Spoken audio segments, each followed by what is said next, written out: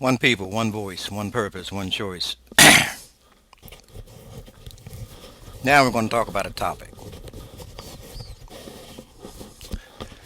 And we're going to travel that road few travel on, or few don't have the guts or the nerve to be outside of that proverbial popularity and stay within that confined box of slave ship and slave mentality of a government that dictates everything that you have to do. And you can get on this kick of being anti American, unpatriotic, and all the other garbage. You try to spread that propaganda on everything that people speak against a corrupted political infrastructure. But it has nothing to do with that. What it has to do with is people understanding what true rights, true civil rights, true civil liberties really is. It's not based on gender. It's not based on color. It's not based on sexuality preference. It's not based on where you're from, your culture, your ethnic background, your mom, your dad, your sister or brother. What it's based on, it's based on you. How you view yourself. How you depict who you are. How you generalize. How you perceive. How you adapt. How you associate, interact every single day with the people that are around you. Because people are different. Because their religious beliefs are different. Who are you to choose when and where I worship? Because you say that you are a government? Because you say that you exist on Capitol Hill? Or you exist in the White House, that you have to dictate how I'm supposed to worship? And you hide behind like cowards of this clause of separation of church and state? If it was true that you want to separate church and state, then why use God in the first place? Why even put God on the face of your money? In the song that you sing about your country, why use God if it's supposedly separation of church and state? Because what the church message is about God. So if you want to be a godless society, then stand up for that. But don't hide like cowards when it's time to presidential elections. All of a sudden now you wanna profess your religious beliefs when it's appropriate for you. Why I call you all hypocritical cowards. All you that hide behind a facade. That you don't have the nerve or the guts to stand up for what you believe in. But you're going to cower. Like a sooner dog. When the road gets tough. You see something? I am the Son of God. I am God's chosen. No man, no form of government, no political piece of paper gives me that right. Understand this. It's a God-given right. And all you clowns out there that talk about Christianity, understand what Christianity is and understand what Christianity is all about. It's about a profession that you realize just who you are. That's your human frailty. And you have all of these illusions that was taught to you, preached to you redundantly over these idiotic TV ministries. And yes, some churches out there, with all their fanaticism, with all their ignorance of the Word of God, with all their stupidity and thinking that because they have a certain position in church, they wear some golden crown on their head, or they hide behind priests who molest little children, and you have a great following, that makes you a religious man? No, it makes you a hypocrite. It makes you a fool. Because that little hat that you wear on the top of your head and the title you call yourself Pope means nothing in the sight of God. You mean no more to him than that little child that your priest, so-called priest, molests. If anything, that little child means more to him than you do.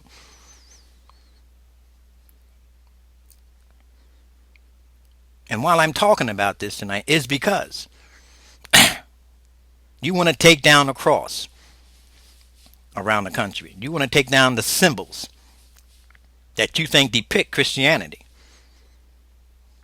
Mr. Obama, House of Representatives, Senate, Congress, legislators, understand this. It ain't about a symbol. This symbol here, the cross, you can take this, but what you cannot take, you cannot take what's in the heart and what's in the soul. Even like the Romans, with the Jews, which they call Christians. So in all intents, when people talk about Christianity, it's not about Jesus was a Jew. Yeah, he was a Jew. But what did they call Jews back then? Christians. When they put them in the pits with the lions, what did they call them? Christians. So you can read the Bible all you want. You could read it from front to back, inside and out. But if you don't have the spiritual discernment, that means educated by the Spirit of God, you're still ignorant. It is a book like none other. And until you realize that and stop trying to intellectualize what is spirit, you'll never get it. Like these fools out here who call themselves atheists will never get it. But you'll believe in some idiotic man with limited knowledge about evolution. Or you'll believe some man who sits behind a podium called your president. Or you believe some crooked politician who's constantly ripping you off billions and billions of dollars all your life. But you'll believe these people. You'll follow these people. But you won't follow a loving God. But you'll take prayer out of school. But yet and still, the president's inauguration, you want to put him in it. But some kind of catastrophe, like Superstorm Sandy, you're on your knees praying. Praying to who? Praying to somebody you don't believe in? Like the songwriter says, praying to a God I don't believe in? And you think he's going to listen to you or hear you? Really? Why should he? The other 364 days of the year, you ain't listening to him, so why should you listen to him when you're in trouble? I found that out, personally. Because I was guilty of that. Only calling on God when I got in trouble. Did he help me out of trouble? Sure he did. Not because of anything that I'd done, but because of his mercy and grace. What all of you out there don't realize, and you never realize it, and that's your most prestigious ministers, elders, bishops, popes, priests out there, you don't get. It's all about a message. It's not about your formalities or your traditions of all the gold that gathers the eyes and all the hypocritical garbage that goes on within the walls that you call church. Paul was a persecutor of churches because he sees the same thing I see. But then he became a messenger. He said nothing about church. He said a message, which all of you miss. Why you can go out there and molest little babies. Why you can go out there and get young girls in church pregnant. Why you can go out there and drink and hang out with the boys and on Sunday get behind the pulpit. Why you can live into your $1 million mansions sit out there and have parties on your yachts, have fancy banquets, and preaching on TV every Sunday to poor people who's taken their last dime, their hard-earned money, to advance your ministry while you living in laps of luxury, while they live in poverty. Because you don't get the message. T.D. Jakes said one time, this is the time when I loved him. Not what he's become now, but what he was. He said, I miss my little church. And I tell you the reason why you miss that little church. Because then that little church was home. Not because it was church, but because the message was there. It wasn't about all the big popularity and all the luxuries of life. If that is what you want, your heaven is right here. Why God said, don't put your treasures here on earth, where thieves and robbers break in and steal. Put your treasures in heaven,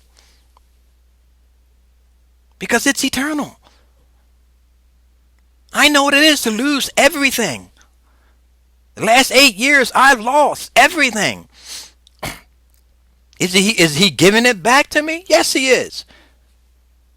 But for that season, I had to learn what this garbage materialism of this world means. It means nothing. It can be taken away at any time. And you think by taking the cross down,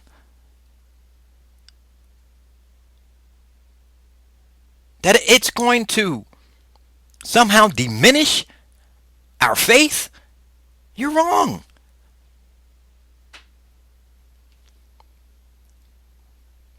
Is it going to hurt us as Christians? No, it's not. The message is not in the symbol. The message is in the heart and soul. You have to understand, spirit is greater than flesh.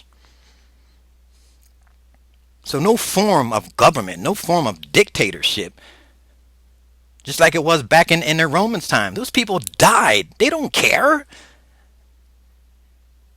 They died because they know that this life will end. But where they're going is a better place. That never ends. Reason why when you go with war with people of Islam, why they're not afraid to die. And you tell me you're doing this because it offends Muslims? Really? But didn't you label Muslims at one time terrorists? Your enemies? It offends atheists?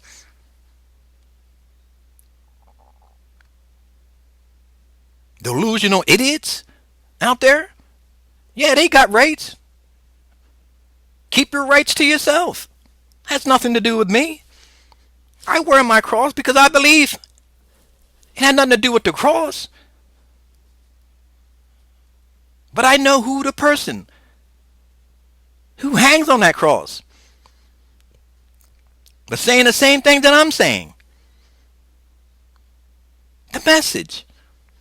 The message is from God to the Son, to the people. As we're doing the same thing today. Decades and centuries later. As Rome did back then. And all the other countries that were anti-God and atheists. Idol worshippers, devil worshippers. Did the same thing back then. And guess what? He still reigns. You think about by taking crosses down,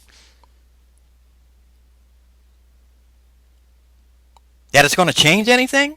That it's going to change me? That it's going to change other people like me? who realize what the message is, who realize what the Bible is all about. It's not about the clowns on Facebook who try to make fun of God, who try to pick that God is heartless and all these things happen because, there is no God. All these things happen because of your idiotic mentality. God didn't kill those 20 kids. You idiots killed them. God didn't go into the Sikh temple and killed all them people. You killed those people.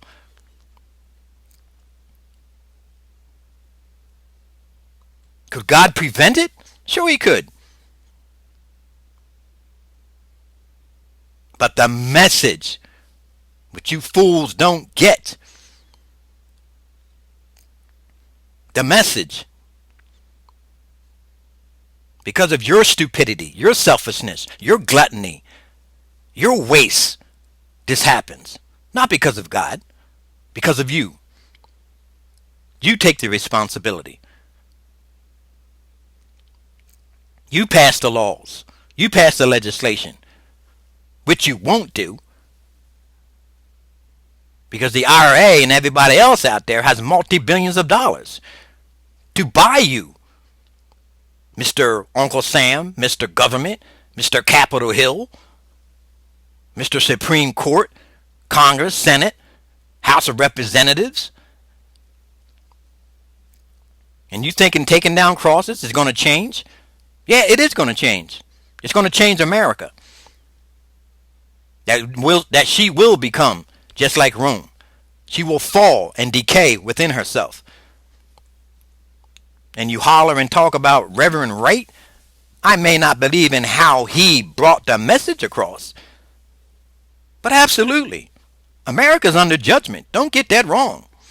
Do not get that wrong. And you don't think God's going to place his judgment on America like he's going to place his judgment on all the countries out there who do the same thing as America? Rob people from the message. And if you don't get anything else out of this video, get this.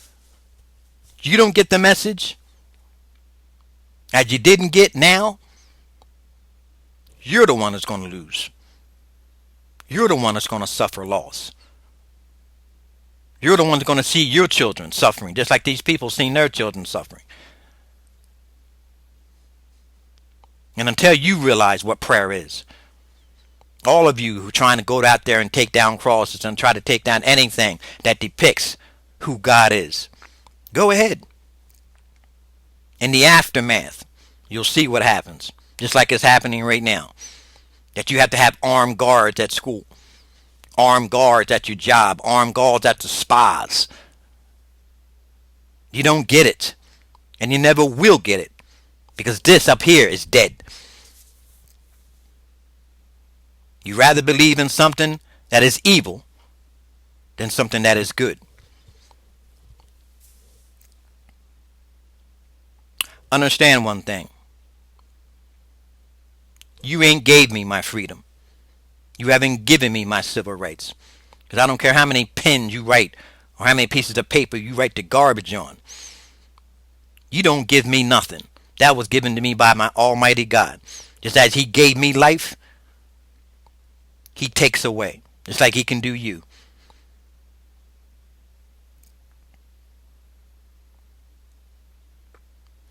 I will be the one that will make another video one day when all hell breaks loose in this country. And I'll tell you, I told you so. One people, one voice, one purpose, one choice. Take down the cross. You can't touch the heart and soul. You can't touch this. I'm out.